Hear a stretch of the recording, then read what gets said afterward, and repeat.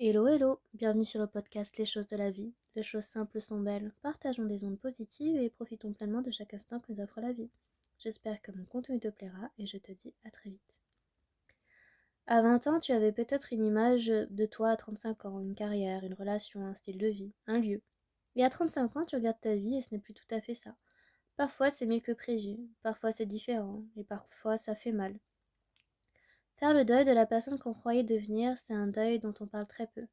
Parce qu'on ne perd pas quelqu'un, on perd une version de soi-même, qui n'a jamais vraiment existé, mais qui était réelle dans l'imagination et dans les espoirs. On grandit avec des images de soi-même, portées par notre éducation, nos fantasmes, les modèles qu'on admirait, les attentes de nos proches. Certaines de ces images étaient les nôtres, d'autres avaient été mises en nous par d'autres, sans qu'on les vraiment choisi.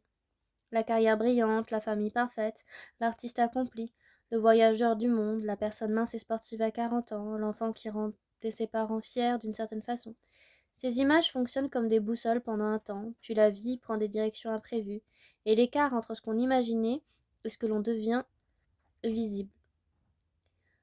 Ce deuil-là, il est réel, et il mérite d'être reconnu comme tel. Quand on parle de deuil, on pense à la mort d'un proche, mais le deuil s'applique à toute perte significative, d'une relation, d'une santé, d'un projet, d'une version de soi-même.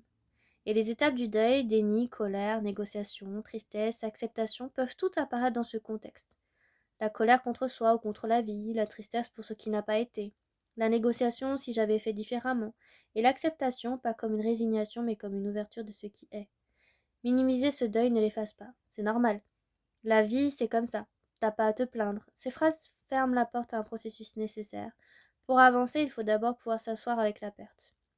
Et faire le deuil d'une version de soi, ça n'est pas abandonner ses rêves, c'est distinguer les rêves qui viennent de soi des attentes qui venaient des autres. C'est accepter que certains chemins se ferment et que d'autres inattendus s'ouvrent.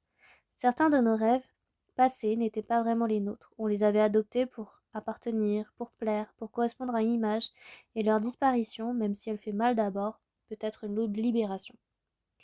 D'autres rêves étaient vrais, profondément nôtres, et leur perte mérite une vraie tristesse. Mais même là, qui on devient à travers cette perte? Peut-être quelqu'un de plus ancré, de plus réel, de plus sage que la personne qu'on croyait devenir.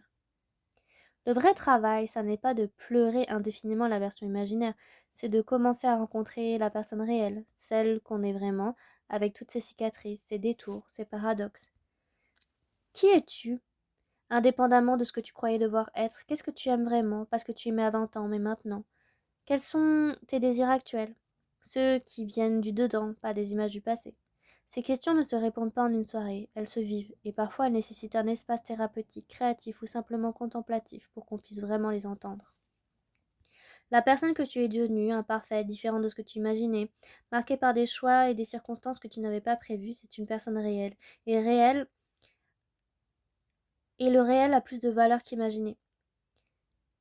Faire le deuil de ce que tu croyais devenir et puis rencontre qui tu es avec curiosité plutôt qu'avec jugement. Alors, j'espère que tu as aimé ce petit podcast.